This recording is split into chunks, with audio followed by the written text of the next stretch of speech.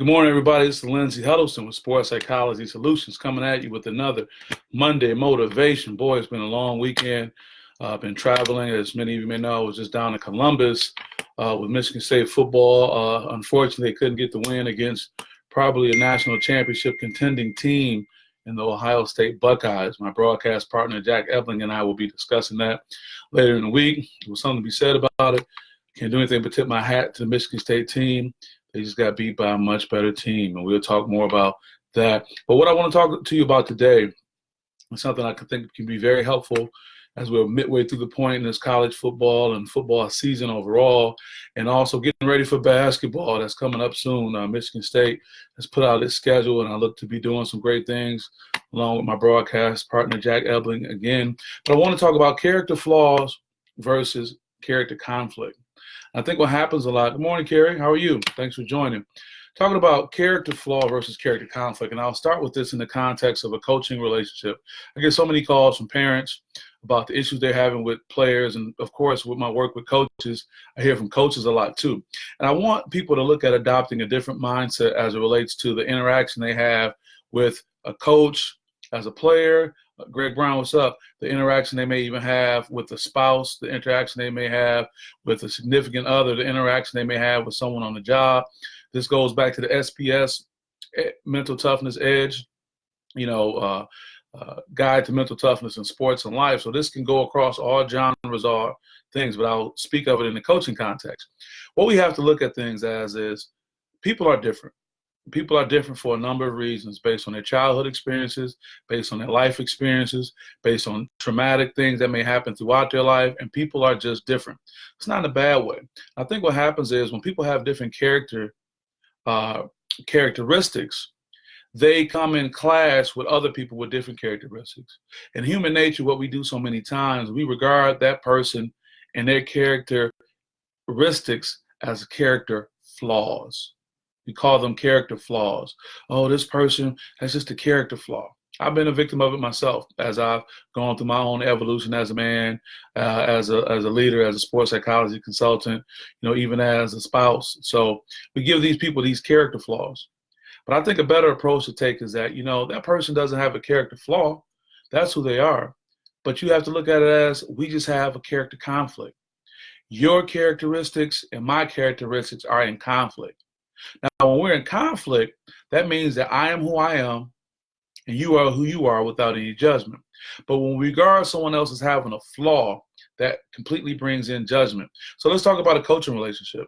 Let's say you look at a coach in this style. I like to use Coach Tom as a very easy person to use. So many people know about him, and I'm happy to be close enough to the program and Coach Izzo to be able to openly talk about this in that regard.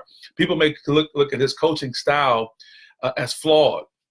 I dare say it, because he's, very authoritative, my way or the highway. He won't deny that. But, in this particular case, Michigan State and Coach Izzo are looking at being potential national champions based on what everyone is looking at and projecting.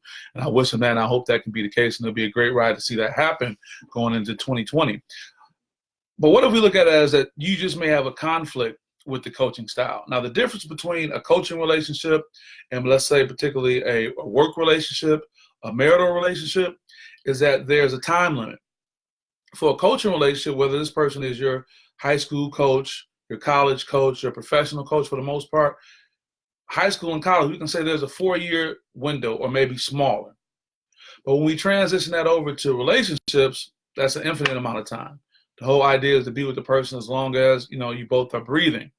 But when we look at things in a coaching standpoint, instead of looking at you having a flawed characteristic as far as that coach and their style, or even a player, good morning, Michelle, or even a player for that matter, look at it as, me and that coach is conflict.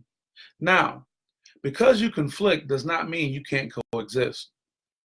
Because you conflict with someone's character does not mean that you cannot coexist, especially when there is a finite amount of time, meaning it's only going to be a certain amount of time. I'm going to be coaching this person only for a few months, a few years, compared to a relationship that can be considered timeless, if you follow where I'm going. So what I'm really trying to say is try to look at, good morning to you, try to look at people as if there's an issue with how you're interacting with a person on your job, on your team, who's a part of your team, take the judgment out.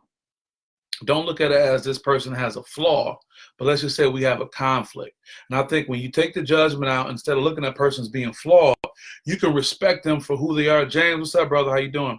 You can respect them for who they are, accept them for who they are, and be more amicable in working with them, whether it's a coach trying to get the best out of a player trying to get the best from their coach, a leader at an organization trying to get the best out of the people who work for them, or the people working with someone and trying to get the best out of the relationship. So again, instead of looking at it as a character flaw, look at it as a character conflict. And conflict does not necessarily mean that you can't work through, you can't move through. It just means that, hey, we have a difference of opinion, but because I'm not bringing judgment into this, I'm realizing where our difference of opinion is and how we can particularly work together. So I won't keep you too long on this Monday motivation. I think it's a good point to think about, looking at things as a character, not as a character flaw. But thank you, brother. You say speak on it. I'll keep speaking on it. That's my, but we go way back from elementary to college on beyond. Thank you, James. But I just think that's something we need to look at, because it's so easy for us to look at the relationships that we have all day and say, man, what's wrong with them? There's nothing wrong with them. They are who they are. As opposed to Wu Pain in the building, as opposed to someone just saying, oh, that's who they are, and this is who I am. Let's see how we can work together for the common goal. Whatever that goal may be. That goal may be the championship goals that Michigan State has. That goal may be end of the quarter goals that you have for the team. That may be the goal in a relationship to build the best family that you have going forward. So again, look at it as not necessarily a character flaw with the person that you're having challenges with, but character conflict. And finally, I'll say in summarization, this is if you're a player and a coach, a leader in a team as it relates to your job, or in a relationship, two people trying to work together to get the best for the relationship. So with that, I won't keep you guys too much more. Thanks for following me and supporting. Look forward to being on the road this week at the University of Wisconsin when Michigan State heads to Camp Randall. It's supposed to be a beautiful scene. I look forward to being out there, giving you updates on what's happening, but also being able to help you guys benefit from not only the great sports that we're watching, but how it can help us in life. So I want you all to have a great Monday, have a great week, and as I always finish, take your goals, make them small goals, chop them down to small goals, and work on them bit by bit by bit, and keep going. I want to thank you all for your support of me. Have a great Monday, and talk to you soon.